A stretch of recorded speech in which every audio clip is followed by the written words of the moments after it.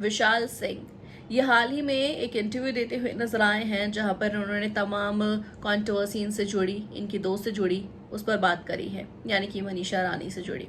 जिस पर एलविशा से जुड़ी भी इनकी एक ऐसी क्लिपिंग वायरल हो रही है जो ये मेंशन उसमें क्लियर हो रहा है कि आखिर जो एलविशा के बीच ये थोड़ी सी मुठभेड़ आई, जिस तरह से दोनों की कंट्रोवर्सी बढ़ने लगी अलग होने की, ये ज़्यादातर रीज़न फैंस हैं, क्योंकि फैंस काफ़ी बार बहुत सारी उम्मीदें लगा लेते हैं, और दो इंसान जब वो एक दोस्ती निभा रहे हो, उनके बीच प्रॉब्लम्स आ जाए तो लोग उस चीज़ को समझ नहीं पाते हैं। मनीषा किसी चीज़ से नाराज़ हुई एल्विश के, वो प्रॉब्लम सॉल्व नहीं हो पाई, इस वजह से उन्होंने एल्विश को अनफॉलो कर दिया। ये उन दोनों के बीच की बात थी, वो अपने तक ही इस चीज़ को रखते, लेकिन एल्विशा खत्म हो गया। एल्विशा में यहाँ पर कभी एल्विश ने मनीषा को धोखा दे दिया या मनीषा ने एल्विश को धोखा दे दिया, इस तरह की बातें होती ही चली गई। और मनीषा रानी ऐसी बिल्कुल नहीं है जो कंट्रोवर्सी में खामखा पड़ना चाहे, उन्हें ये चीज़ बिल्कुल अच्छी नहीं लग रही थी,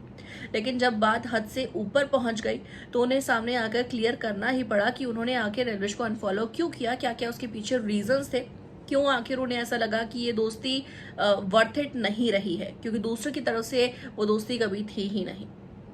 मनीषा ने अपनी बातों को क्लियर करके ये कहा भी कि आगे भी कभी काम करेंगे तो सब कुछ नॉर्मल रहेगा, लेकिन हाँ, अब हम दोस्त नहीं हैं। वहीं एल्विश ने भी कुछ ऐसा ही किया।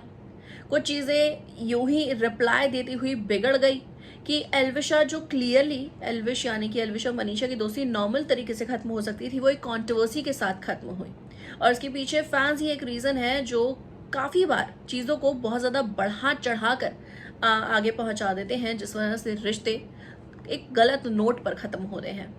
तो एल्विशा का ब्रेकअप का रीज़न तो आप सभी जानते ही हैं, लेकिन उसके बाद की स्टोरी जो इन दोनों के बीच खटास की है, वो भी आप शायद अब जान ही चुके होंगे कि वो एल्विशा फैंस की वजह से ही आई है। लेकिन जैसे कि मनीषा ने कहा,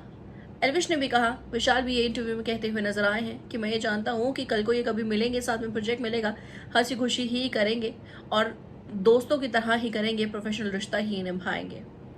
क्या कहना है आखिर इसके ऊपर आप सभी का कमेंट करके हमें जरूर लिखिएगा। वीडियो को लाइक शेयर, चैनल को सब्सक्राइब के बिना बिल्कुल भी ना जाएं।